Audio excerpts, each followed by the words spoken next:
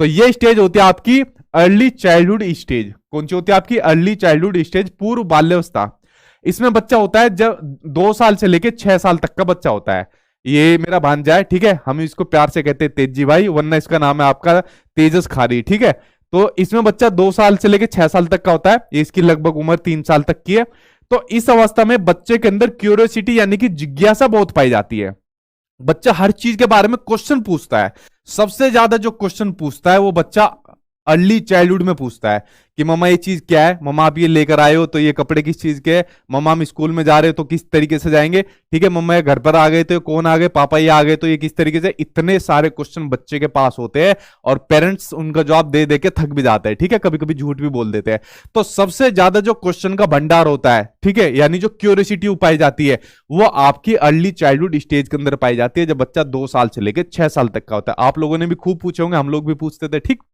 उसके अलावा इसी अवस्था को टॉय एज यानी कि आपका खिलौने की अवस्था कहा जाता है।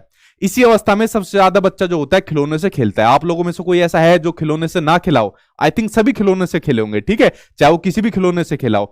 तो जो बच्चा सबसे ज्यादा खिलौनों से खेलता है वो आपका अर्ली चाइल्डहुड स्टेज के अंदर खेलता है, जब बच्चा आपका 2 साल से लेकर 6 साल तक का होता है, ठीक है। तो ये हो गई आपकी टॉय एज भी इसको कहा जाता है, यानी कि खिलौने की अवस्था किसको कहा जाता है। यहां तक आपका क्लियर हुआ? आगे देखते हैं और पॉइंट देखते हैं आपके अर्ली चाइल्डहुड के बारे में क्या क्या दिए हुए हैं। देखिए ये पॉइंट आपका बड़ा महत्वपूर्ण है और सीटेट में काफी बार पूछा जा चुका है कि लैंग्वेज एक्विजिशन यानी कि भाषा अर्जन के लिए सबसे सेंसिटिव पीरियड होता है आपका पूर्व बाल्यावस्था। देखिए लैंग्वेज एक्विजिशन क्या होती है? भाषा अर्जन, जब बच्चा किसी भाषा को प्राकृतिक रूप से सीख जाता है बिना किसी प्रैक्टिस के। जैसे जो हमारी मदर टंग होती है, मातृभाषा होती है, क्या मातृभाषा सीखने के लिए हमें किसी की जरूरत पड़ी थी? बिल्कुल नहीं, किसी की जरूरत नहीं पड़ी। क्या हमें किसी बुक की जरूरत पड़ी, ग्रामर के रूल की जरूरत पड़ी, या किसी आदमी की टीचर की जरूरत पड़ी? नहीं। मदर टंग क्या होती थी? हमने अपनी फैमिली के अंदर अपनी फैमिली का इमिटेशन किया, यानी कि अनुकरण किया। जैसे वो भाषा बोलते थे उसको हमने कॉपी करा। अनुकरण का मतलब होता है कॉपी करना।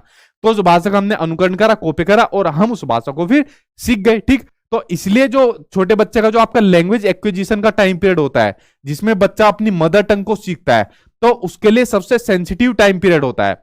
जैसी भाषा आप बच्चों के सामने बोलोगे वो उसी को एक्वायर कर लेगा और उसी को बोलना शुरू कर देगा। अच्छी भाषा बोलोगे बच्चा अच्छी भाषा बोलेगा, गलत भाषा बोलोगे, गंदी भाषा बोलोगे, बच्चा उसी को एक्वायर कर लेगा और उसी भाषा को फिर पलट कर आपसे बोलेगा। फिर बच्चों की पिटाई करते हैं, नहीं ये ऐसी भाषा कैसे बोल रहा है, ठीक है।